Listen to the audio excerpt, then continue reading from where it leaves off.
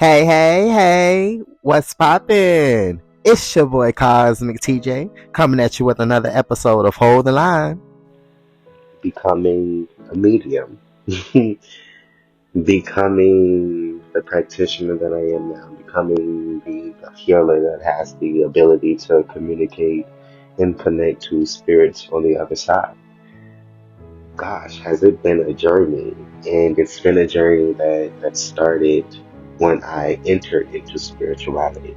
Because entering into spirituality for me, it was more than getting those confirmations to those answers, those questions, those thoughts that I've had, but I wasn't able to get any tangible evidence to it.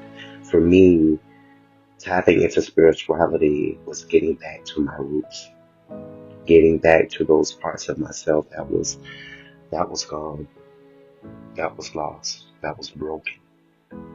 And as I reintegrated those divine parts of myself, those great parts of myself, those authentic parts of myself, I also embodied, embraced my gifts. So when I started my journey of spirituality, I also started my journey of being a medium, of being a healer. They were all in link, they were synced, they were synced together. Because had I not done one, everything else would not have unfolded. Everything else would not have now been because of that choice. I took a choice towards my freedom that day. I took a choice towards liberation that day. I took a choice towards choosing myself that day, although I didn't understand the full magnitude of what choice I was making. I started my journey of spirituality back in about 2020, I believe. Either 2020, yeah, I believe it's 2020. Because that was also around the time I also got diagnosed with the virus. So that was, yeah, back in 2020. But when I started my journey, that also meant me becoming a bit more aware of the energies that surrounded me. That was also around the time where I did take a shroom trip. And I've seen some things whenever we could talk about that conversation on another day. But I remembered at the beginning of my journey, there were so many different flaws about myself, internally and externally, that I now see was getting in the way of me being able to be that practitioner that I needed to be. The best version of it, I should say, at least. And one of the things I want to bring up is how back then I wasn't trusting myself. Not fully anyway, because I was still battling people's projections, and perceptions of perceiving reality. I was still trying to go towards specific expectations. I was still not leaning on my own intuition, not leaning on my own realm of thinking, when it be very reasonable thinking. But I know sometimes I can go back to people say, lean not on your own understanding. The way I've grown out of that space, I said, hold on, wait a minute. In order for me to connect more deeply with God, more deeply with my ancestral body, more deeply to the divine source, that means we're going to have to tap inward, look within.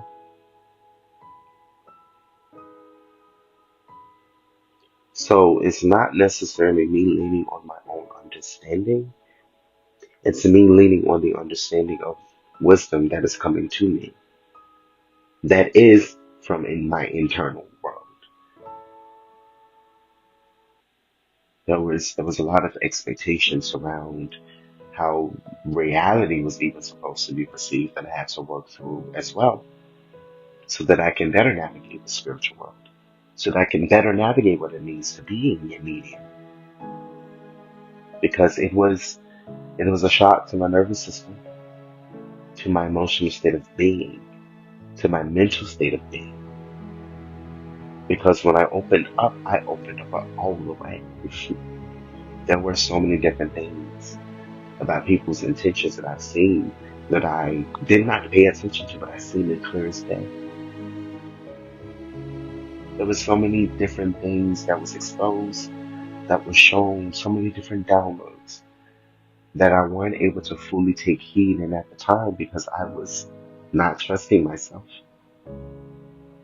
And because I distrusted myself, that meant I distrusted my ancestors.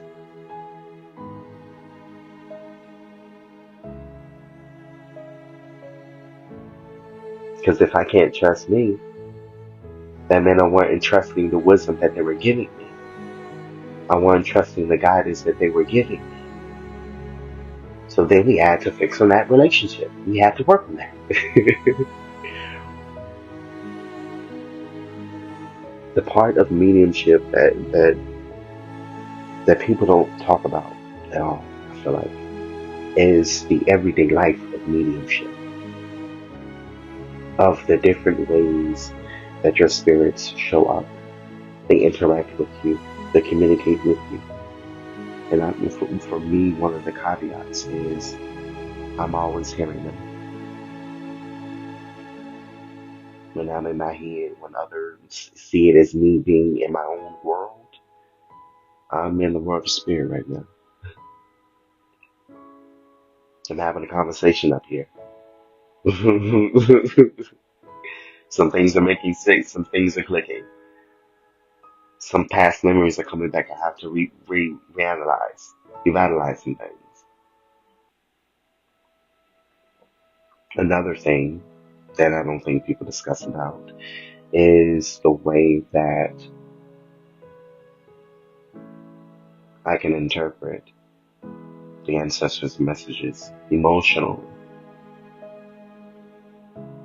So it's a bit more than just being able to sense what they want to feel like. Oh, maybe it's this. No, it's actually being in a space of feeling that energy, feeling that emotion, as if it's your own. Having to learn the difference between the two. Because there are some times where I can be having a conversation with someone and then my expression changes immediately. And not even just physically, but even in a mental capacity. There goes an ancestor stepping in to help me in the midst of the argument.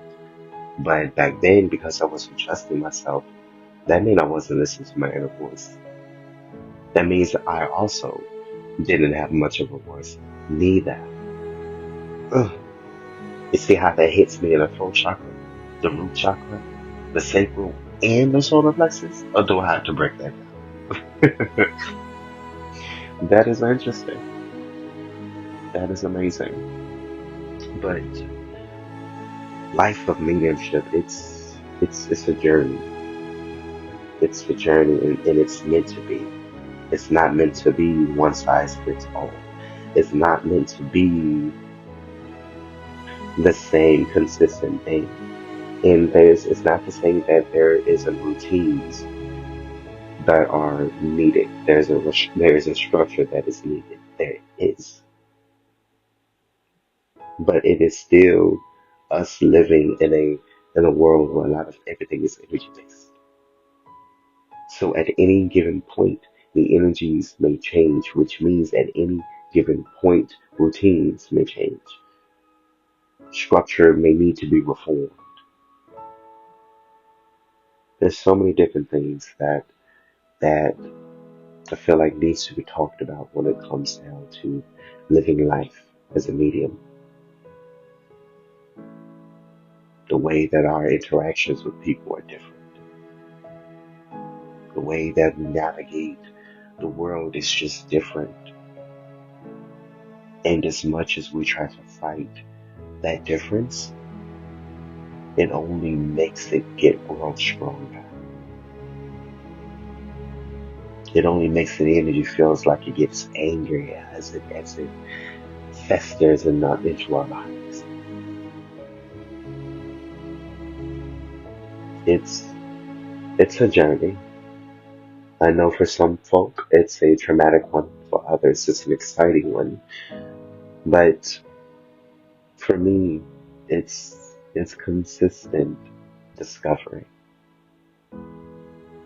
Discovery of self, discovery of the collective world, discovery of my ancestral body, discovery of what makes me whole, of how my ancestors make me whole.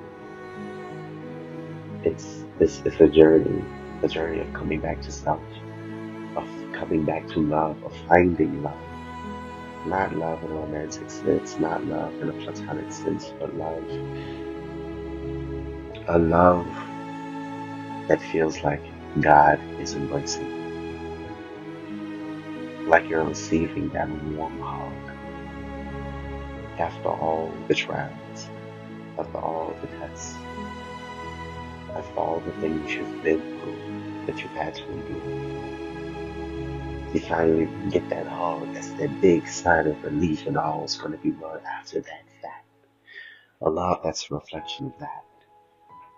But seeing something like that and the capacity that changes you on on a cellular level, on a molecular level, something that changes you mentally, emotionally, spiritually, soulfully.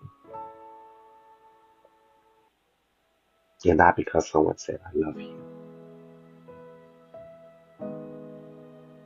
but because how they showed you they did.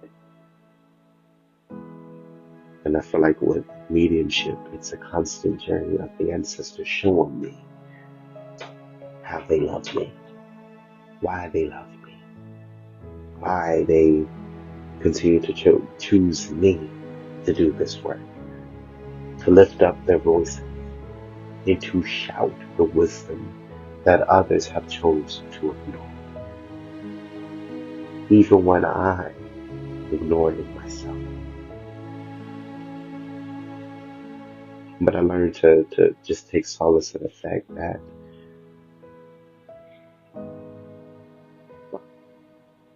when challenges arise for me, I never back down, I never give up. So even with that occurring with me and my ancestors, I still allowed myself to stay all in with my path, to stay all in with where they were guiding me, even if I couldn't fully grasp and understand what it all was.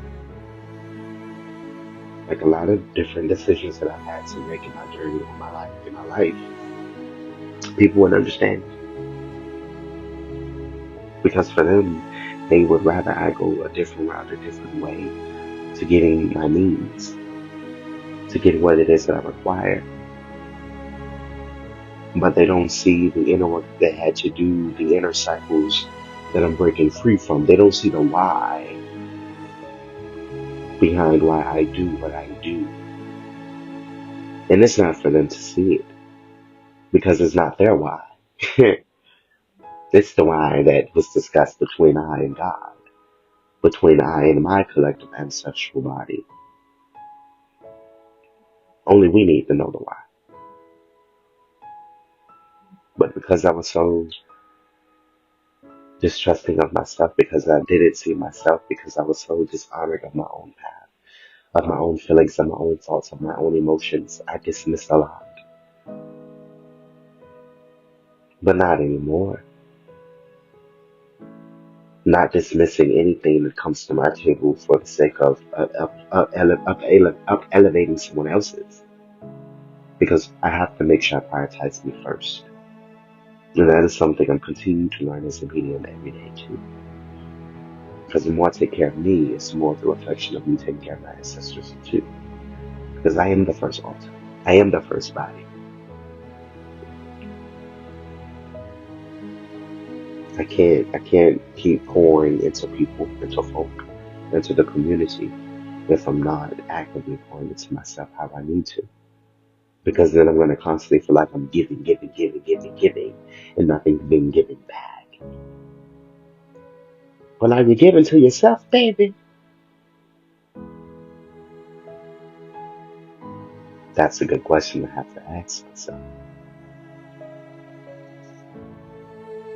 To be a medium and choose the journey of mediumship and choosing to embrace it, because I feel like that's the key, choosing to embrace it. Because there's people that have the gift that ignore it, and there's those that have the gift that choose to embrace it. There's those that have the gift that's fearful of it, but they want to embrace it. Even still with them, they're still choosing to embrace it at some point. But I feel like when you choose to embrace it, you're signing yourself up for a responsibility that's greater than yourself. So it requires you doing a lot of things that's going to be outside of your limited It's going to be outside of your space of comfort. It's going to be outside of what you would see deemed necessary. You're operating with forces and from a purpose that's even greater than you can imagine. So of course your road, of course your footsteps would be ordered differently than the rest. But that's my take. That's my take on this glorious Tuesday. I hope that you all have a beautiful evening, a beautiful time, a beautiful week. Make sure y'all always hold the line for your ancestral folk. They're always here for you, every step of the way, just waiting for you to hear, waiting for you to listen, waiting for you to see how they're always by your side every day of your life.